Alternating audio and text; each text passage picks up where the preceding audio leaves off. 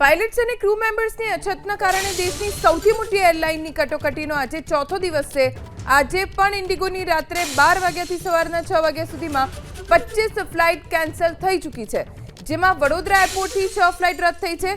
Ahmedabad airport પર રાત્રે 12 વાગ્યાથી સવારે 6 વાગ્યા સુધીમાં અરાઇવલ 7 અને ડિપાર્ચર 12 ફ્લાઇટ કેન્સલ થઈ છે। અન્ય ફ્લાઇટ પણ કેન્સલ થઈ શકે છે। અમદાવાદ, વડોદરા, સુરત, રાજકોટ એરપોર્ટ પરથી ફ્લાઇટ્સ કેન્સલ થતા પેસેન્જર્સમાં ખૂબ રોષ છે, અફરાતફરી મચી ગઈ છે। બીજી તરફ અમદાવાદ એરપોર્ટ ઉપર ઇન્ડિગો ચોર હે, ઇન્ડિગો મુર્દાબાદના નારા પણ લાગ્યા। એક તરફ ઇન્ડિગોની ફ્લાઇટ્સ ધડાધડ રદ થઈ રહી છે, એવામાં એર ઇન્ડિયાના ભાડામાં 4 ગણો વધારો થઈ ગયો છે।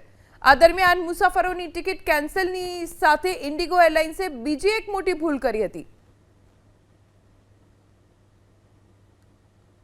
ઇન્ડિગોની ફ્લાઇટ કેન્સલ થઈ રહી છે। અમદાવાદ એરપોર્ટ હોય, રાજકોટ કે પછી વડોદરા કે સુરત, દરેક જગ્યાએ મુસાફરો પરેશાન થઈ ગયા છે, કેમ કે જ્યારે બોર્ડિંગ પાસ લેવા પહોંચે છે મુસાફરો ત્યારે તેમને ખબર પડે છે કે તેમની ફ્લાઇટ કેન્સલ થઈ ગઈ છે।